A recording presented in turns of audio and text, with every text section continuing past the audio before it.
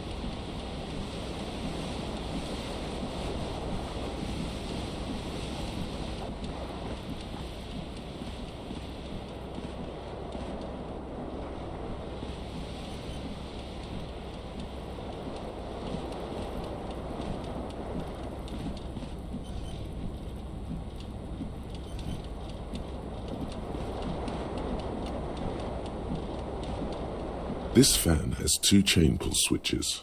One ends in a tiny fan, the other in a light bulb. A truly horrific necktie has somehow attached itself to one of the blades.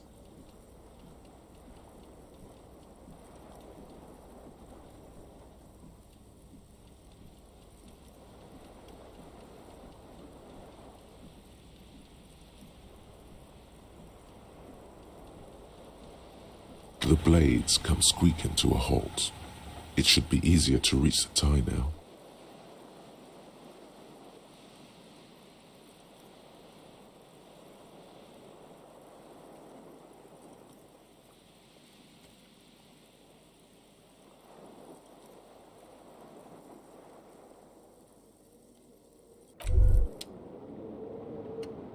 This fan has two chain pull switches. One ends in a tiny fan, the other you swoop up and catch the tie. Snap, it's released from the blade.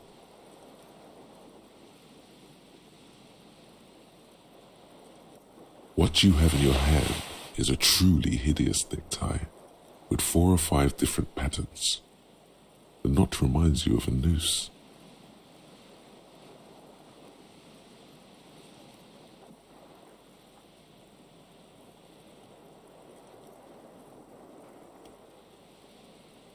A terrible mistake. Turn the lights off immediately. You can practically feel the photons burning a hole in your brain. The lights are off. A terrible mistake. Turn the lights off immediately. You can practically feel the photons burning a hole in your brain. The lights are off.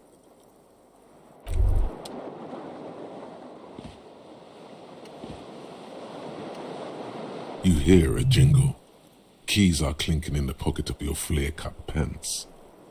It says, whirling in rags, on the aluminium key ring. There is a single key on the ring. The number 1 is etched on it. It should open the door. The whirling in rags is a hostel cafeteria on the urban coast, frequented by dock workers.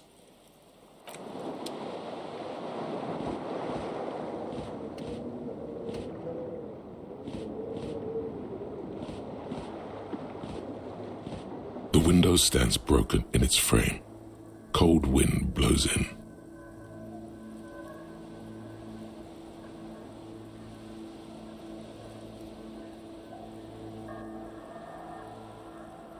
The morning light hurts your eyes. It's hazy, but you see the ocean and some war-torn buildings.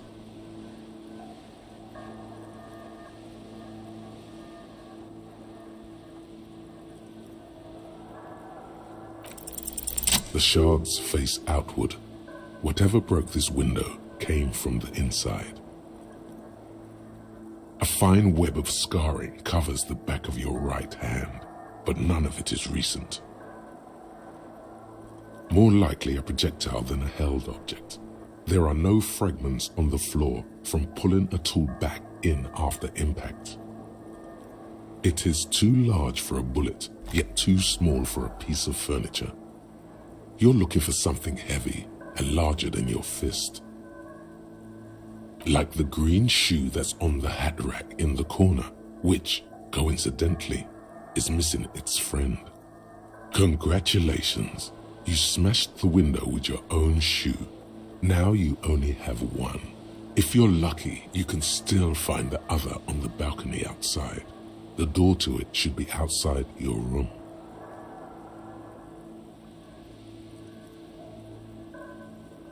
A cool wind gushes in. Your toes curl up from the cold.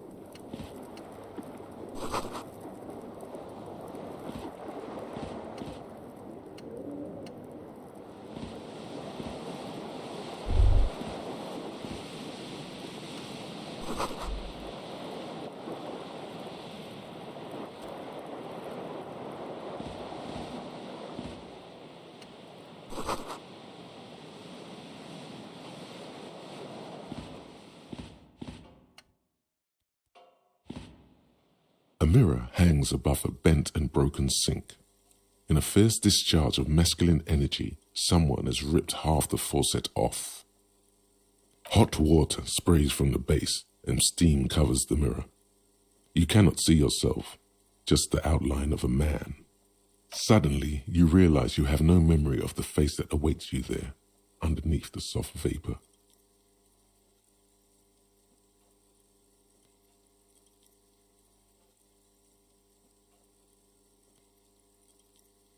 As you slowly reach your hand towards the surface of the mirror.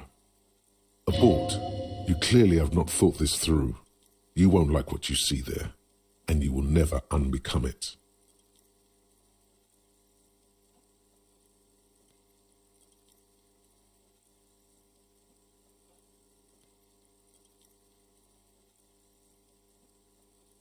Behold.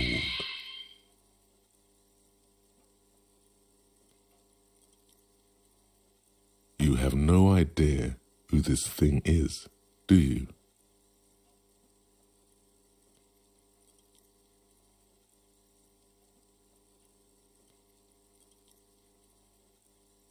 Too late. You clearly have rigor mortis on your face. Or wait, is that an expression? Are you trying to make an expression with that face? Why?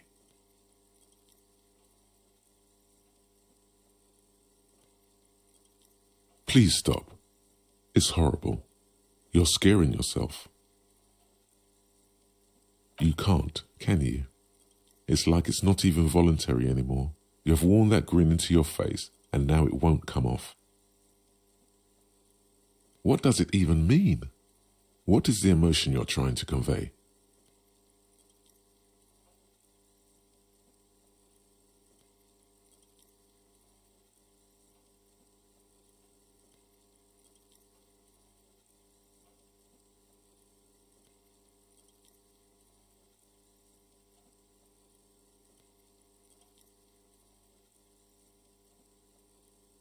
Please promise yourself you are not going to try it on any of the ladies, whatever happens.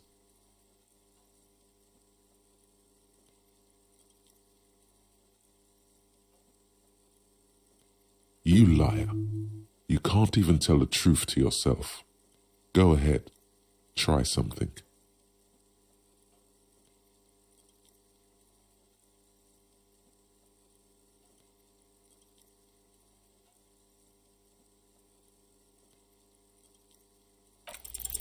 Like the rest of you, it comes from a bad place somewhere in the past. That's all you know for now.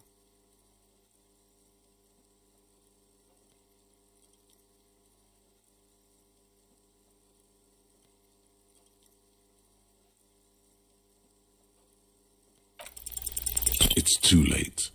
Like an image on film. The expression.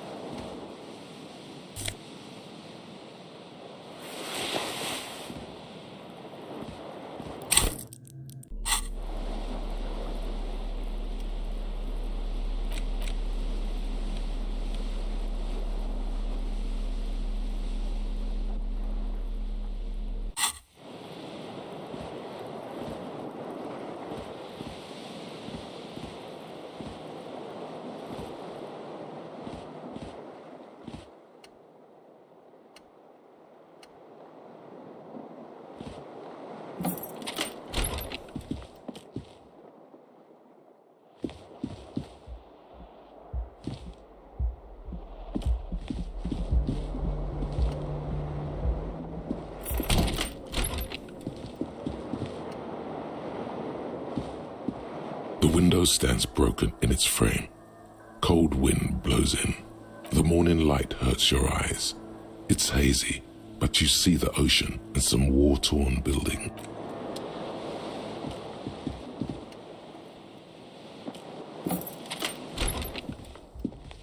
Hello, officer.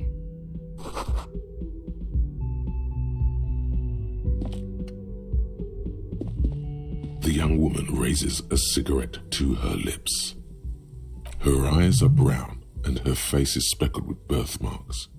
She can't be more than 28. A silver jumpsuit falls off her like scale armor, sparkling. This is the sparkle of too many nights out on the city. No.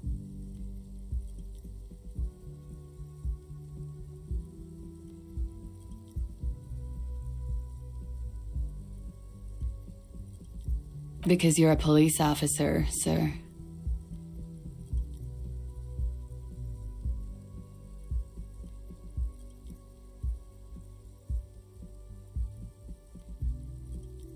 I am, yes.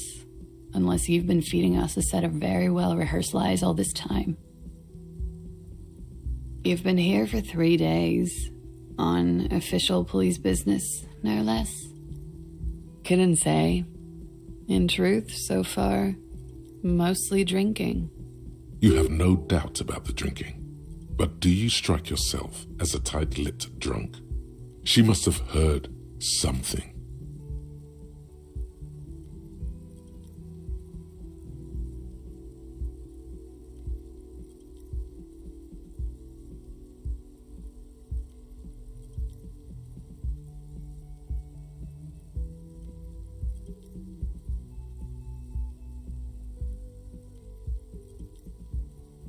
Could it be because of the drinking? She hasn't had time to put her makeup on. This is her morning cigarette. She looks tired, her beauty waning faster than it ought to at her age.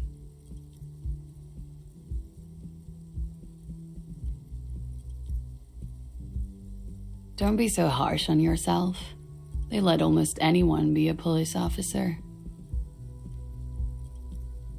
Of course. Be careful, officer. They don't like the police around here. Something stirs in you as she's about to go. Call it an instinct, a need. The need to ask questions. It's like you said the words 1,000,000 times before. She looks back at you, a light glinting off her eyes.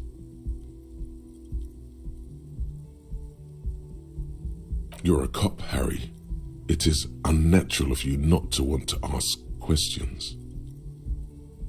Yes.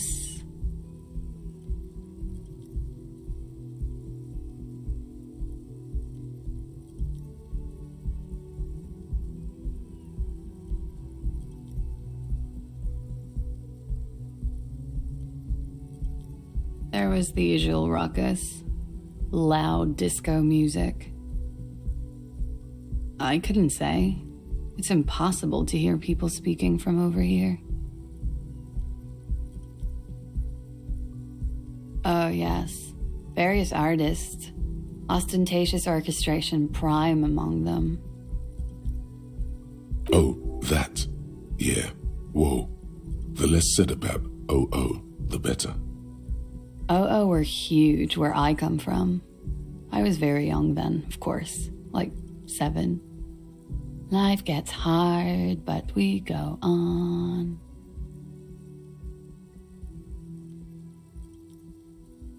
I don't know about that. At around 2 o'clock, the disco stopped, and there was a change of pace. A slow, sad song started playing, like organ music on repeat. That went on for quite a while. Some of the time, you were yelling along to it.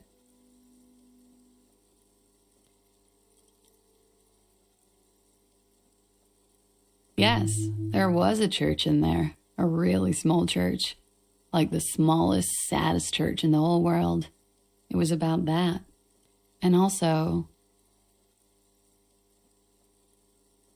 that it doesn't matter anymore and that we're alone now. It was difficult to tell. The song itself was very quiet and soft, but you sounded like a winded boar, sir. It was hard to understand what you were singing on top of it.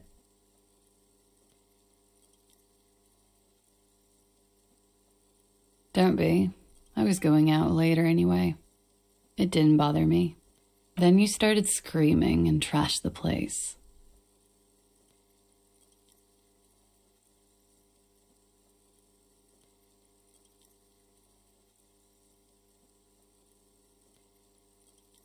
A window was smashed.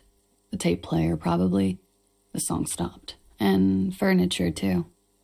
A real destructathon. There was screaming. Then I think you passed out.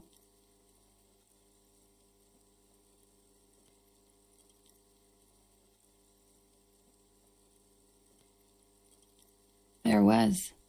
I think you screamed that you didn't want to be this type of animal anymore. I may have misheard, but it was sort of memorable. I went out afterwards. Everything was quiet by then, around 4 or 5. And that was it.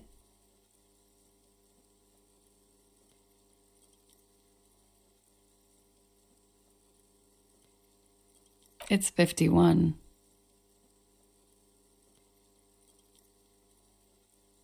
The current century? Centuries don't have numbers, they have names, and this is the current one. Civilization has existed for 8,000 years, sir. You're right. There is nothing funny about civilization. You're in a hostel, sir. We are in Revachol.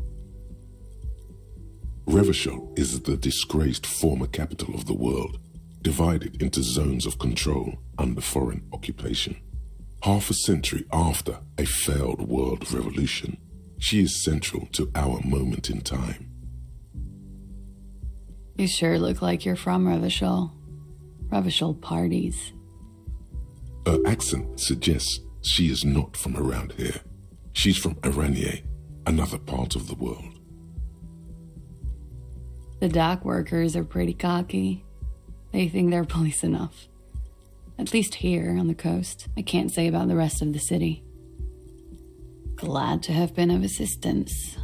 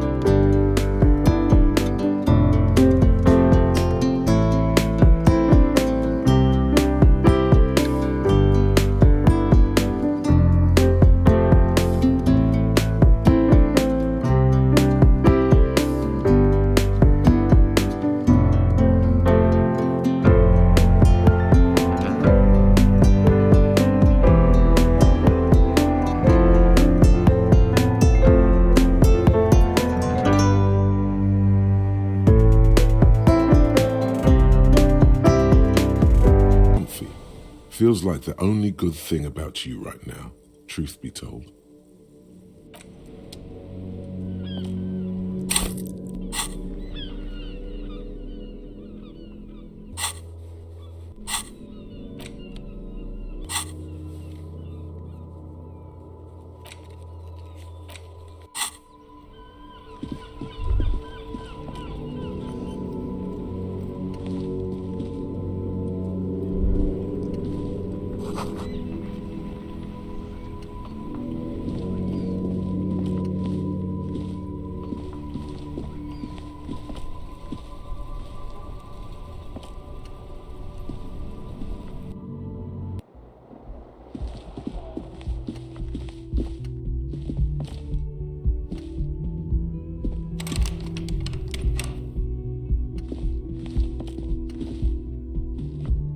The door is closed. This door can only be opened with a key or from the inside.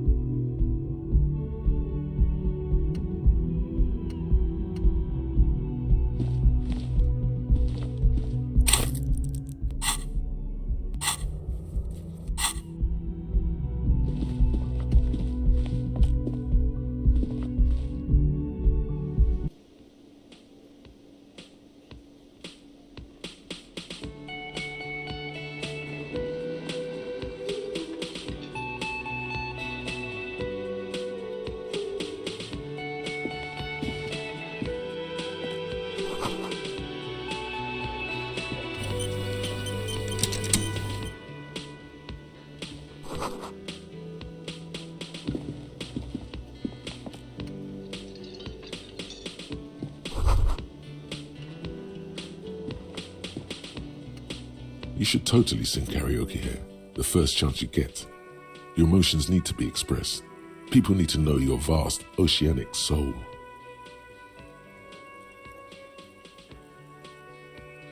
Of course, at this point, precise measurements of your soul can only be performed from the outside. It needs to be heard through a PA system by other people.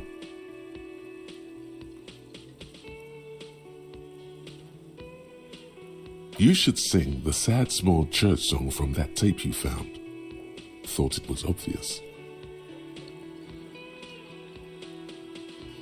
Serves them right. Wipe that smirk off their face with your sad, tragic small church song. Who's laughing now? No one. You would need another copy of the tape first, though. The one upstairs is destroyed.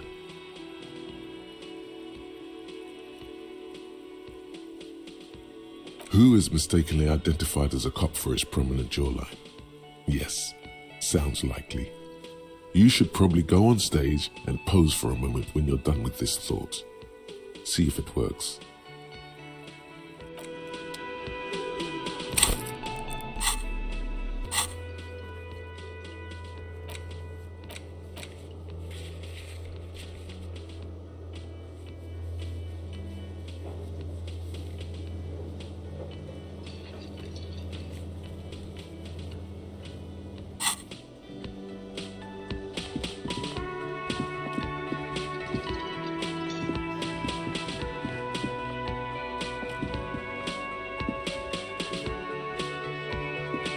A bespectacled man in an orange bomber jacket is tapping his foot on the floor. Looks like he's waiting for someone. You. As you approach, he narrows his eyes and extends his hand in greeting. On the sleeve of his bomber jacket, as well as on its back, are the same enigmatic white rectangles as on your blazer. Hello, I'm Kim Kitsuragi, Lieutenant, Precinct 57. You must be from the 41st. You realize he's waiting for your name.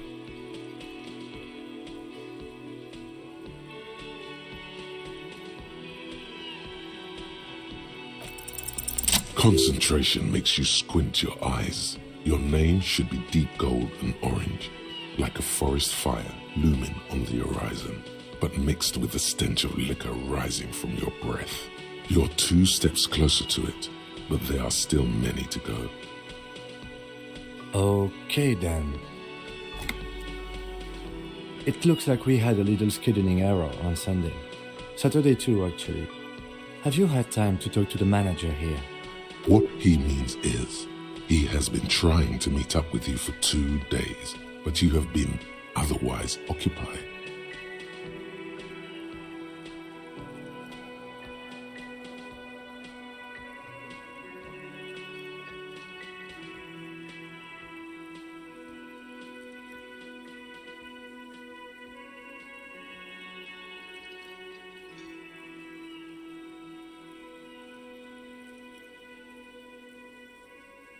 Then we should ask him for a rundown of the area. Get me up to speed. I understand the scene is out back, right? It also wouldn't hurt to assure him the police are finally here. In full force, I mean. Have you mapped out the initial interviews?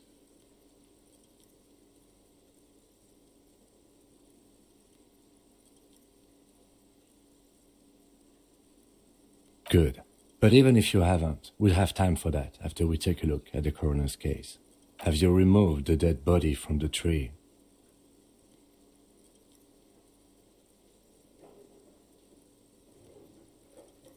Completely. Does that mean you took the body down from the tree? Mm-hmm. Sure. But did you take it down from the tree? Does that mean the body is no longer in the tree? So, the body is still in the tree, where it has been hanging for 7 days straight. We should go there as soon as we are done talking to the owner.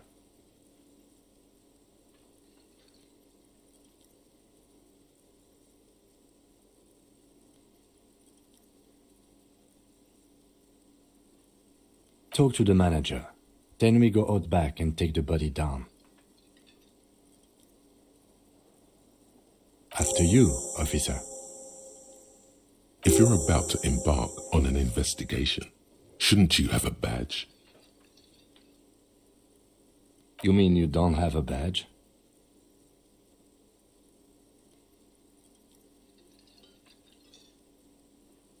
Losing your identification card is a serious matter. My vehicle has a shortwave. You can use it to report your badge missing. I advise you to try to locate it as quickly as possible, but getting the body down should still take precedence. Lieutenant Kitsuragi is now in your party. You can talk to him whenever by interacting with him.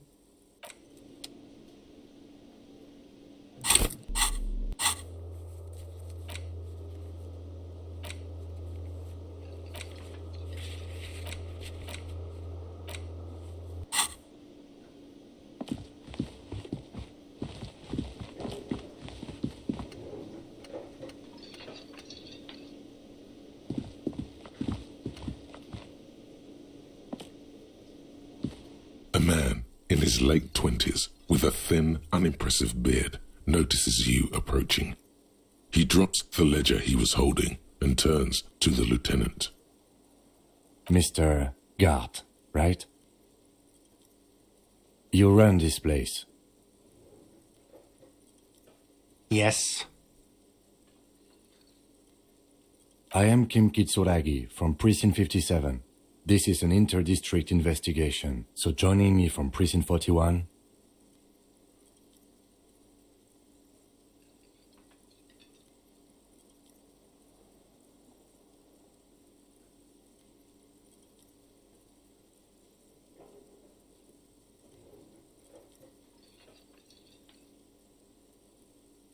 Are you kidding me?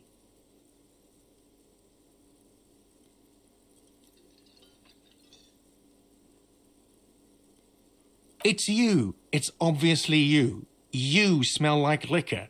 And you're orange. See? Everyone agrees it's your color scheme. We're on the right track with this name thing. Is this what you get when you call the police now? We've been waiting for a week here. Sir, I understand your concern, but we are here to do a job. And for us to do it, I need you to stay calm. Yes, of course. I know it took us a while to arrive at the scene, but it also took you a while to call us. It was you who placed the call, correct? No, I only just got here. It was probably Sylvie who called you. She usually works the bar here. I'm only temporarily taking over her duties. Do you have her number? As a matter of fact, I do. This sounds like something you can use to call this Sylvie later. You said you just got here. From where? Are you a local? What, of Martinez? No, I live in Jamrock. I only sometimes come here to keep an eye on the place. This is just one of the many cafeterias I manage. But you still know your way around, yes? In case we need directions. Yes, I know where some things are, but as I said, I don't live here. I just used to work here. and I'm not going to start working here again, if that's what you think. I didn't imply that. Detective, He probably means this is where you step in and ask your questions.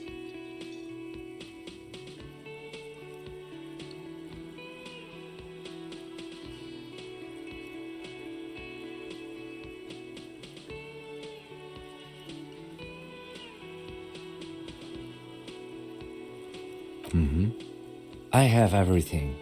You? Yes, he means, do you have questions for me, like a police officer would?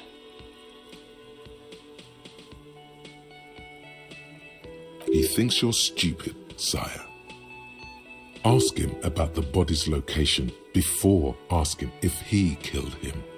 People give up information in the more innocuous questions, which you can later use in the more sinister ones, not vice versa. She went away because none of your business. Have they not been telling you you're a cop? Okay, you got me. She went away because of the dead body out back. And because I asked for her number. That's why Sylvie went away. I hope you appreciate that. Thank you.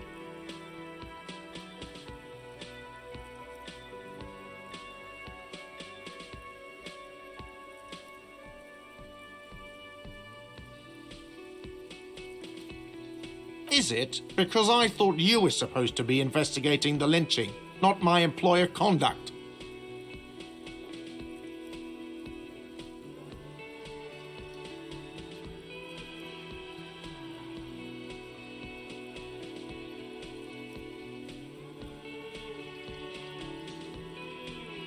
What?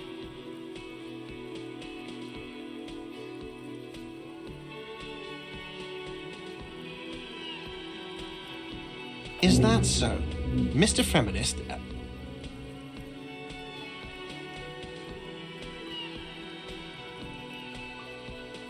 You've gained a thought. When this dialogue is over, go to your thought cabinet and internalize it for special bonuses and effects.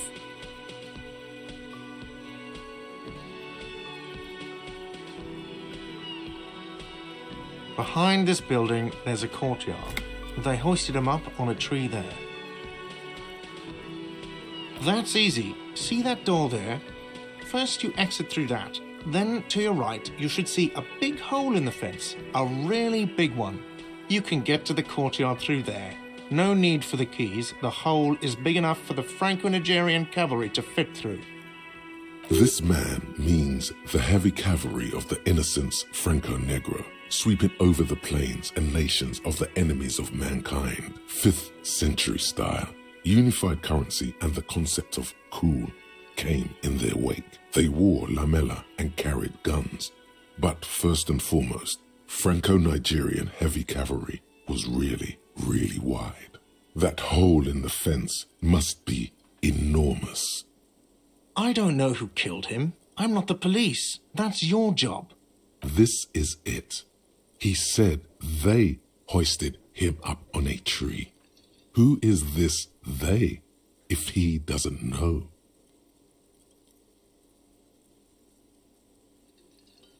Oh, people are saying it was the union dock workers, that it was a lynching. The locals, the customers, the people who eat here, a lot of dock workers eat here. Sylvie told me everyone knows the dock workers did it. Did the debarders themselves tell her this, or is it a rumor? I don't really know. You'll have to ask her. I would suppose it's because they have nothing better to do. You mean the strike? Yes, the strike. The man they hanged was a security guard for the harbour company, I hear. A mercenary. The unionistas probably thought they'd send a message. What are you, crazy? Of course I didn't kill him. The lieutenant turns the page in the little notebook he's been scribbling in. No, I'm not the bartender. I'm the cafeteria manager. I have 3 cafeterias I manage. 3. Get over it. Let's go. Not so fast, Mr. Feminist. You owe me 130 real.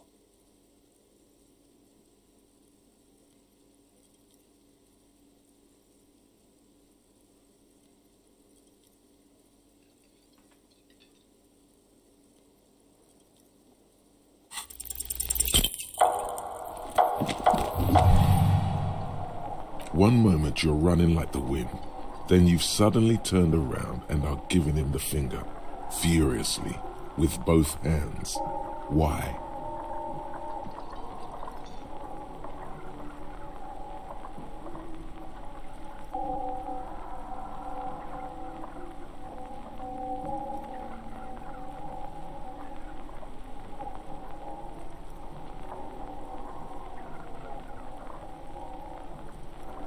That's true, yes, and it's worrying. But let's not fixate on it. Look at that stupid bartender instead. He has no idea what's going on. You and your fuck you fingers floating in the air. Barkeep's got his mouth agape like an idiot. You showed him. Watch out!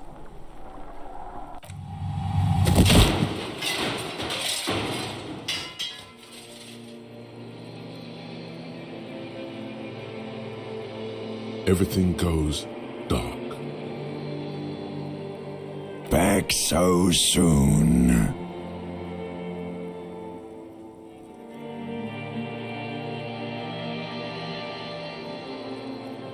It was no accident. Those were disco moves from your spinal cord. The spinal cord has yet to reveal itself to you. Its mysteries are unholy mysteries. You are way cool. Cooler than the bottom of the sea. Too cool for this world. I was wrong to let you go. I should have kept you here. Is it bright where you are? Is it terrifying? Have you felt the love? It doesn't look so, sweetie.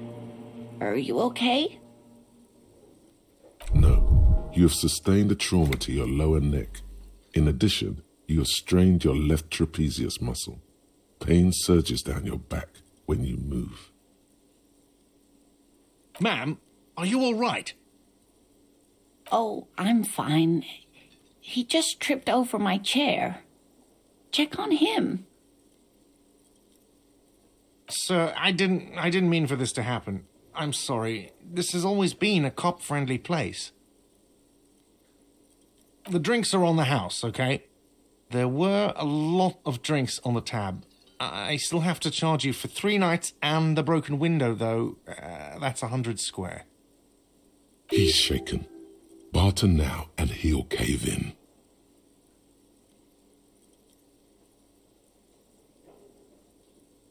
Don't thank me yet. You still owe me 100 real. If you don't have it by tonight, I just can't let you up there. And for God's sake, watch out for yourself.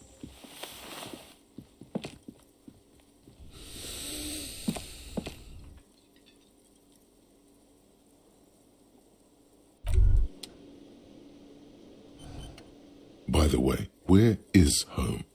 The address is coming up blank, and this place sure isn't it. But you've been at this hostel cafeteria for only 3 nights.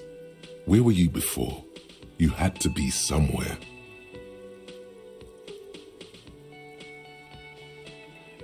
Why did you say that?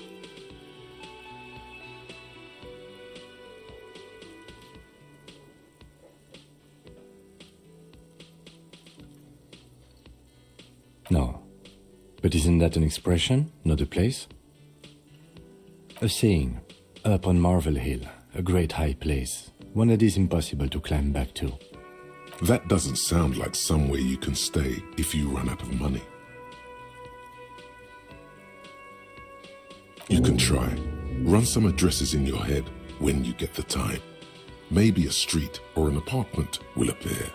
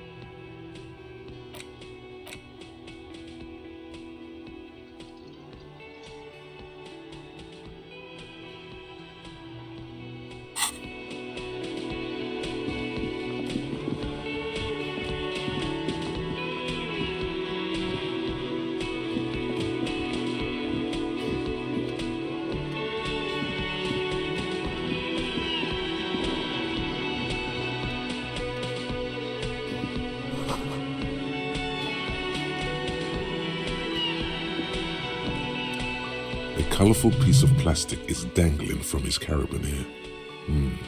Makes your fingers itch. On the counter, rolled out of his open hand, you see a blister pack of headache medicine.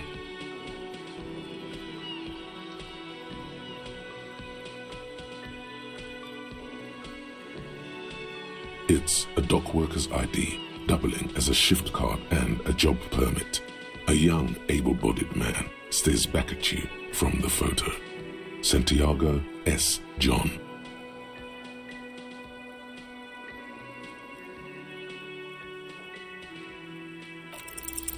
Your fingers find their way into the shackle, flicking open its spring-loaded gate. The metal loop holds the plastic ID and a leather-bound pocketbook. The man emits a loud snore. Is he about to wake up? Doesn't look like it, but you never know. Better be quick.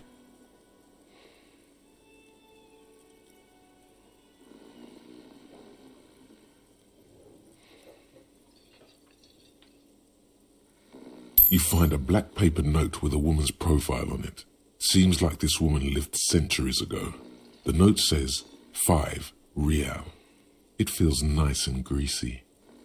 Yum yum. Money. Think of all the things you can buy with this. The synapses in your brain fire with glee. You slip the plastic ID card out of the loop and pocket it. The man continues to snore. Just for the record, you look nothing like the man on the document. No, he's looking the other way, perhaps purposefully. The sleeping dock worker has little to say about your actions. He remains silent. The man does not mind. You probably need them more than he does. You've just picked up some magnesium. This item is stored in the bottom left corner of the screen above your character portrait. Use magnesium to heal your morale if you have morale damage.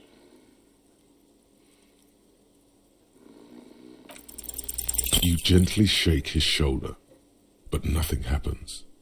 This man could probably sleep soundly in a ship's engine room.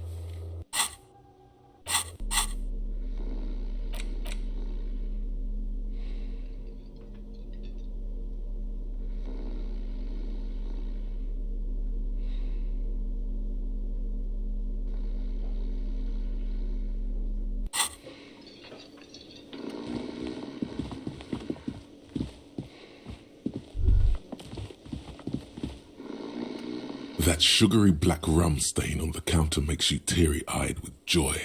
It's almost touching how syrupy and sticky it is. How long have you been up already? Attaboy. It's coming back to him. You had your mesolimbic reward pathway worried there, not thinking about drinking all that time. It was like you weren't yourself. Maybe later. What is this? Casual Friday? What's with the lackadaisical laxman attitude? You used to be passionate about getting your drink on. Show me you're still young. Show me you have the fire in you. Lick that stain off the counter right now. What happened, man? You used to be cool. Go get your boring normal person drink then. Get your drink on and your act together.